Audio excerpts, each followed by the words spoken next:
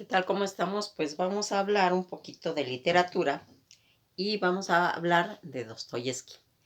En el libro de Dostoyevsky, la novela llamada El jugador, encierra toda una historia porque Dostoyevsky sin duda es uno de los más grandes escritores rusos del siglo pasado.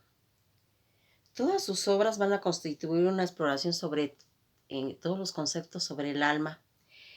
Esta síntesis de esta obra, que es un tratado sobre el ser humano y su implicación moral, ya desde 1849 Dostoyevsky estuvo implicado en un proceso político que conmovió a Rusia.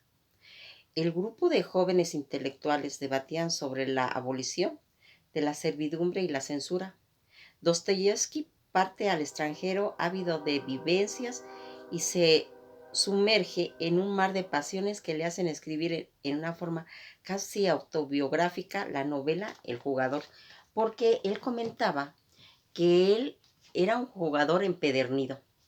Ese tipo de personas que no pueden dejar de jugar sin importarles su situación financiera, que cuando ven una mesa de juego, necesariamente tienen que sentarse a jugar.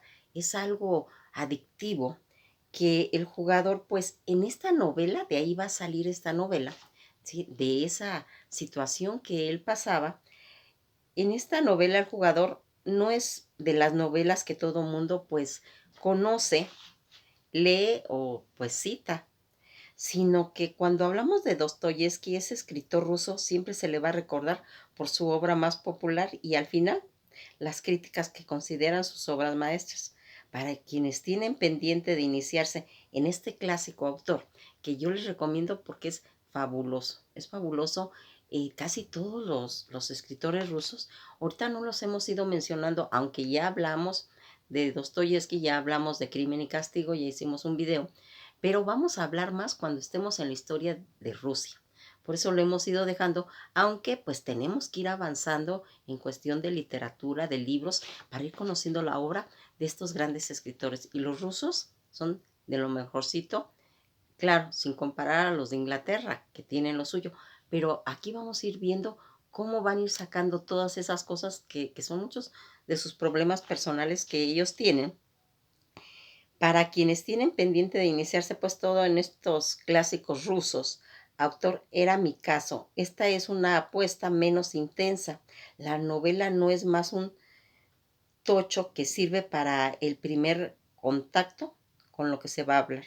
Para quienes están interesados en recuperar todos esos clásicos que han estado olvidados y que los hemos ido recuperando poco a poco y que se queda ese, pues, como en un reto, como en un reto de, pues, de ir consumiendo ese tipo de literatura que nos va ampliando ese horizonte que tiene la literatura clásica y saber por qué se convierte un libro en clásico, por qué tiene esa tendencia de que van a ser libros inmortales.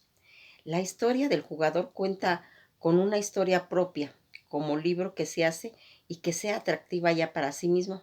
Dostoyevsky estaba sumido en deudas, que además no eran suyas, sino de su hermano.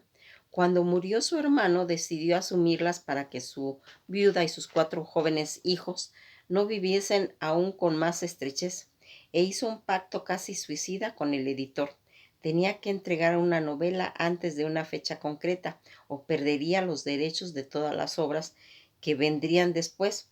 Como no era capaz de lograr solo un contrato a una estenógrafa, Ana Snikika, y que hablaba de ella, no va a ser, ella es la que le va a ayudar a escribir, a meconografiar todo esto, para que la novela, Dostoyevsky va a acabar la novela en menos de un mes y se acabó casando con su estenógrafa, que era en este caso pues la que le está transcribiendo todo el libro, porque de hacer esa convivencia tanto tiempo, pues hace que nazca una afinación en sentimientos.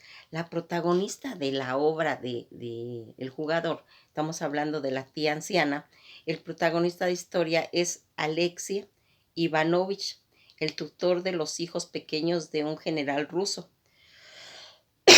que está en una ciudad alemana, Ruletenburg, una de aquellas ciudades balnearias. En el siglo XIX, a lo que los ricos iban a curarse, razones oficiales y a dejar sus fortunas en las mesas de juego.